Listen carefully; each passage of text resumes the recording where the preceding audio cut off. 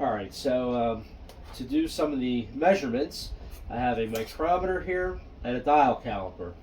I like to use a couple different tools to measure just to be sure I'm getting the same measurement. And I'm not going to do this in this video, but when you do measure, it's always a good idea to take multiple measurements off of multiple pieces just to make sure you get a consistent measurement and you know for sure that that is the right size. Because if you wind it with a different size wire, you're going to change the characteristics of the motor. You're going to make it either more or less powerful. It'll draw more current or less current. You can change things. You want to keep it identical to what's in here. So we're going to take a measurement, and you can actually see where they join the coils together. You've got these little. It's where they take the wire and they actually. I guess they use a really fine pen tip torch and they just melt the end together to join them. So there's a few joints in here that I can pick out like that. Here's another one for the start winding. So it's kind of neat to see all that. These windings they got very, very well cooked because there's no varnish left on them. I mean, very, very little left.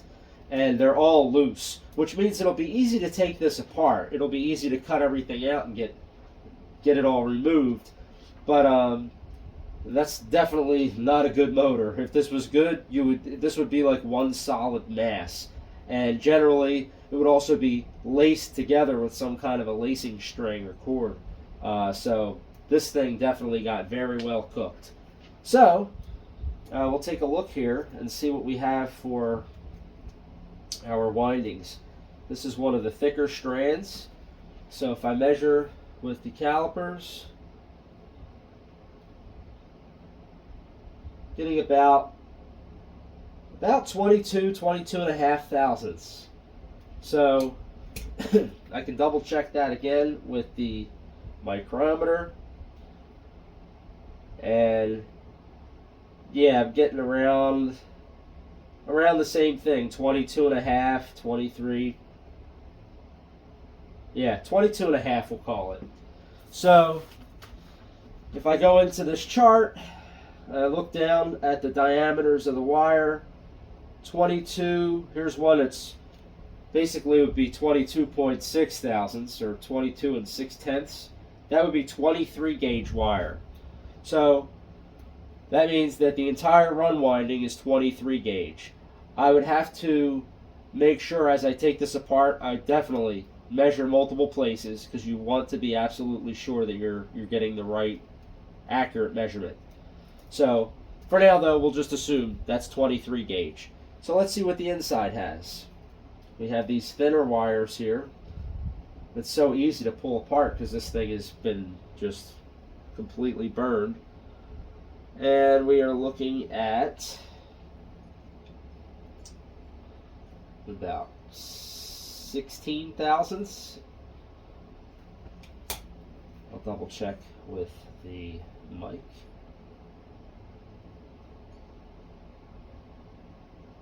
Yeah, so we're getting about 16 thousandths on the inner.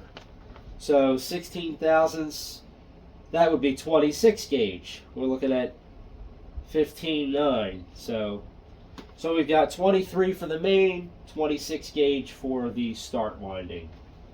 So that makes it, that's just one of the things. There's many things that you have to note down with these as you take them apart, but getting the wire gauge is definitely important. Alright, so I wanted to go over a couple basics with these motors.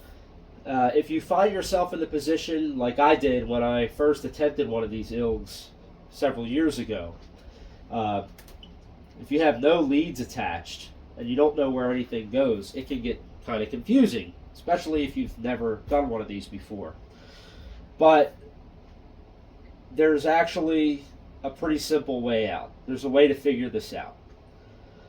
If we look at this as if it was just a single speed motor, which let's say you don't care about it being 2 speeds, or you don't care about it being dual voltage or whatever, you just want to make it one continuous winding, you can do that.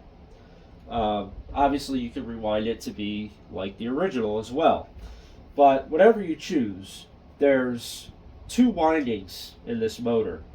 There's a main or run winding that's around the outside here, and then there's a start winding that goes around the inside.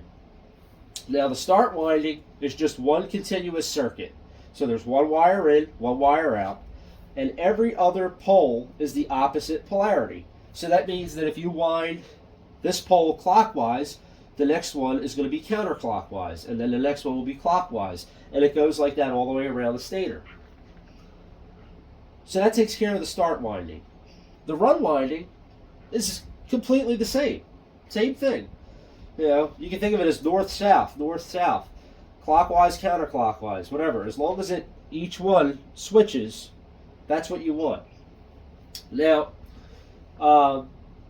with these motors, if it was a 2-speed or dual voltage, how ILG did that was, this is a 6-pole, but it's the same for if it's a 4-pole, a 2-pole, a 10-pole, it doesn't matter with them. For a single-phase PSC motor like this, every other coil is actually on the same circuit in the motor. So when it's a dual voltage or if it's a 2-speed, there's 2 sets of run windings.